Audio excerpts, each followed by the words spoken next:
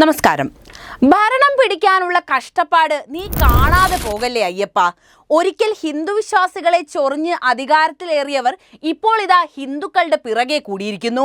CPMന്റെ ഒരു ദുർവിധിയെ ഇന്ത്യയിൽ പേരിനെങ്കിലും ഒരു തരി വേണമല്ലോ എന്ന് കരുതിയാകാം പണ്ട് ചീത്ത വിളിച്ചവരുടെ ഒക്കെ കാൽ കഴുകുന്ന തലത്തിലേക്ക് CPMനെ തള്ളിയിട്ടത്. സംഘികളുടെ അതേ രീതിയാണ് ഇപ്പോൾ CPMും സ്വീകരിക്കുന്നത്. വിഷയത്തിലേക്ക് വരാം. വർഗസമരത്തിന്റെയും തൊഴിലാളി വർഗ സർവാധിപത്യത്തിന്റെയും മുദ്രാവാക്യങ്ങൾ മുഴക്കി അധികാരത്തിലെത്തിയ CPM ഇന്ന് കേരളത്തിൽ നേരിടുന്ന ഏറ്റവും വലിയ വിമർശനം അതിന്റെ പ്രത്യയശാസ്ത്രപരമായ തകർച്ചയാണ്. കാലഹരണപ്പെട്ട കമ്മ്യൂണിസ്റ്റ് സിദ്ധാന്തങ്ങളെ മുറുകെ പിടിക്കുമ്പോഴും അധികാരം നിലനിർത്താൻ വേണ്ടി പാർട്ടി സ്വീകരിക്കുന്ന നിലപാടുകൾ തികച്ചും അവസരവാദപരവും ഇരട്ടത്താപ്പ് നിറഞ്ഞതുമാണെന്ന് നിസ്സംശയം നമുക്ക് പറയാനാകും. CPMന്റെ അടിസ്ഥാനം നിരീശ്വരവാദവും മതത്തെ എതിർക്കുന്നതുമൊക്കെയാണ്. എന്നാൽ അടുത്ത കാലത്തായി കാണുന്ന മൃദു ഹിന്ദുത്വ സമീപനം ഈ തത്വദീക്ഷയെ തന്നെ ചോദ്യം ചെയ്യുന്നു. പ്രമുഖ ഹൈന്ദവ ആചാര്യന്മാരെ ആദരിക്കുന്നതും ഭക്തജന സംഗമങ്ങളിൽ പങ്കെടുക്കുന്നതും വോട്ട് ബാങ്ക് രാഷ്ട്രീയം മാത്രമാണ് ലക്ഷ്യമിടുന്നത്. ഒരു വശത്ത് ന്യൂനപക്ഷങ്ങളെ ചേർത്തു നിർത്തുകയും മറുവശത്ത് ഭൂരിപക്ഷ സമുദായത്തിൽ നിന്ന് ചോരുന്ന വോട്ടുകൾ തിരിച്ചുപിടിക്കാൻ ശ്രമിക്കുകയും ചെയ്യുന്ന ഈ ഇരട്ടത്താപ്പ് പാർട്ടിയുടെ മതേതര പ്രതിച്ഛായയെ മങ്ങലേൽപ്പിക്കുന്നു. അധികാരം നിലനിർത്താൻ വേണ്ടി BJPയുടെ അതേ പാത പിന്തുടരേണ്ടി വരുന്നത് കമ്മ്യൂണിസ്റ്റ് പ്രസ്ഥാനത്തിന്റെ സൈദ്ധാന്തിക ദാരിദ്ര്യമാണ് തുറന്നു കാണിക്കുന്നത്. CPMന്റെ ഈ പുതിയ സമീപനത്തിന് ശക്തി പകരുന്ന രണ്ട് പ്രധാന സംഭവങ്ങളാണ് ഇവിടെ വിലയിരുത്തുന്നത്.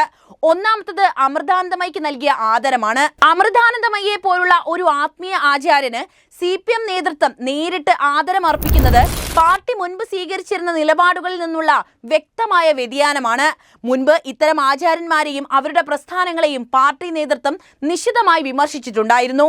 എന്നാൽ അമൃതാനന്ദമയ്ക്ക് ആദരം അർപ്പിച്ചതിലൂടെ സംഘടിതരായ ഹിന്ദു ഭക്ത സമൂഹത്തോട് തങ്ങൾ ശത്രുതയിലല്ലെന്നും അവരുടെ ആത്മീയ കാര്യങ്ങളിൽ പാർട്ടിക്ക് എതിർപ്പില്ലെന്നും CPM സ്ഥാപിക്കാൻ ശ്രമിക്കുന്നു. രാഷ്ട്രീയ താല്പര്യങ്ങൾക്കപ്പുറം സമുദായ സൗഹൃദത്തിന് പ്രാധാന്യം നൽകുന്നു എന്ന് വരുത്തി തീർക്കാനും ഈ നീക്കം അവരെ സഹായിച്ചേക്കാം. രണ്ടാമത്തെ വിഷയം അയ്യപ്പ സംഗമത്തിന് നൽകിയ പിന്തുണയാണ്. അമൃതാനന്ദമയ്ക്ക് ആദരം നൽകിയതിന് ഏതാനും ദിവസം മുൻപ് നടന്ന അയ്യപ്പ സംഗമത്തിൽ CPM നേതാക്കൾ പങ്കെടുത്തതും സമാനമായ തന്ത്രമായിരുന്നു. ശബരിമല യുവതീ പ്രവേശന വിഷയത്തിൽ എടുത്ത കടുത്ത നിലപാടിനെ തുടർന്ന് ഹിന്ദു വോട്ടുകൾ വലിയ തോതിൽ പാർട്ടിക്ക് നഷ്ടമായി എന്ന് CPM വിലയിരുത്തിയിരിക്കുന്നു.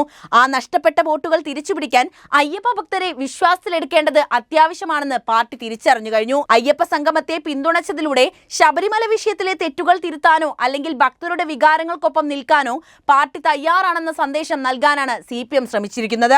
വിശ്വാസികളെയും മതസ്ഥാപനങ്ങളെയും കുറിച്ചുള്ള തങ്ങളുടെ സൈദ്ധാന്തിക നിലപാടുകൾ തൽക്കാലം മയപ്പെടുത്തിക്കൊണ്ട് വോട്ടർമാരുടെ വികാരങ്ങളെ മാനിക്കുക എന്ന പ്രായോഗിക രാഷ്ട്രീയമാണ് CPM ഈ സംഭവത്തിലൂടെ എടുത്തിരിക്കുന്നത്.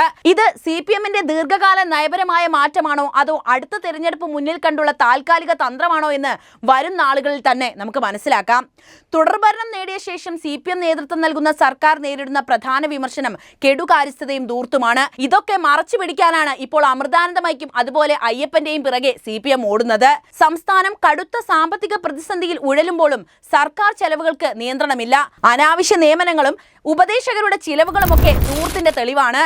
ലൈഫ് മിഷൻ പോലുള്ള പദ്ധതികളിലെ അഴിമതി ആരോപണങ്ങളും മുഖ്യമന്ത്രിയുടെ ഓഫീസുമായി ബന്ധപ്പെട്ട വിവാദങ്ങളും കമ്മ്യൂണിസ്റ്റ് ഭരണത്തിന്റെ സുതാര്യത എന്ന വാദത്തെ തകർത്തിരിക്കുന്നു. പിൻവാതിൽ നിയമനങ്ങളും ബന്ധു നിയമന വിവാദങ്ങളും ആയിരക്കണക്കിന് അഭ്യസ്ത വിദ്യരായ യുവജനങ്ങളുടെ തൊഴിൽ സ്വപ്നങ്ങളെ തകർക്കുന്നതിനും കാരണമായി. കേരള രാഷ്ട്രീയത്തിൽ മതന്യൂനപക്ഷങ്ങളുടെ വോട്ടുകൾ പരമ്പരാഗതമായി ഉറപ്പിക്കാൻ ശ്രമിച്ച ചരിത്രമാണ് CPMന് എന്നുമുള്ളത്. എന്നാൽ സമീപകാല തെരഞ്ഞെടുപ്പുകളിലെ ചില കണക്കുകളും ദേശീയ തലത്തിലെ രാഷ്ട്രീയ മാറ്റങ്ങളും CPMനെ പുതിയൊരു തന്ത്രം ആവിഷ്കരിക്കാൻ പ്രേരിപ്പിക്കുന്നതായി രാഷ്ട്രീയ നിരീക്ഷകർ വിലയിരുത്തിയിട്ടുണ്ട്. അതാണ് മൃദു ഹിന്ദുത്വം അഥവാ ഹൈന്ദവ വിശ്വാസികളോട് കൂടുതൽ അനുഭാവപൂർണമായ സമീപനം സ്വീകരിക്കുക എന്ന നയം. പാർട്ടിക്കുള്ളിൽ നടക്കുന്ന സ്വേച്ഛാധിപത്യ രീതിയും വലിയ വിമർശനങ്ങൾക്ക് കാരണമായിട്ടുണ്ട്. ജനാധിപത്യപരമായ കേന്ദ്രീകരണം എന്ന പേരിൽ CPM പിന്തുടരുന്ന രീതി ഇന്ന് പാർട്ടിയിൽ ഏകാധിപത്യ സ്വഭാവം വളർത്തുന്നു എന്ന വിമർശനം ഉയർന്നു. പാർട്ടി സെക്രട്ടറിയുടെയും മുഖ്യമന്ത്രിയുടെയും തീരുമാനങ്ങൾ അന്തിമമാവുകയും പാർട്ടിക്കുള്ളിലെ വിമർശനങ്ങളെയും വിയോജിപ്പുകളെയും അടിച്ചമർത്തുകയും ചെയ്യുന്ന പ്രവണത കൂടുതൽ ശക്തമാണ്. ഇത് പാർട്ടിയിലെ ജനാധിപത്യപരമായ ചർച്ചകളാണ് ഇല്ലാതാക്കുന്നത്. ചുരുക്കത്തിൽ CPM ഇന്ന് അതിന്റെ പ്രത്യയശാസ്ത്രപരമായ അടിത്തറയിൽ നിന്നും ഒരുപാട് വ്യതിചലിച്ചു കഴിഞ്ഞിരിക്കുന്നു. താൽക്കാലിക രാഷ്ട്രീയ നേട്ടങ്ങൾക്കായി സ്വന്തം മൂല്യങ്ങളെ ബലി കഴിക്കുന്നതും ഭരണപരമായ കാര്യക്ഷമതയില്ലായ്മയും ഈ കമ്മ്യൂണിസ്റ്റ് പ്രസ്ഥാനത്തിന്റെ ഭാവിക്ക് തന്നെ ഭീഷണി ഉയർത്തുകയാണ് ഇപ്പോൾ. അതിന്റെ ഉദാഹരണങ്ങളാണ് ശരണം വിളിയും അമൃതാനന്ദമയ്ക്ക് നൽകുന്ന ആദരവും.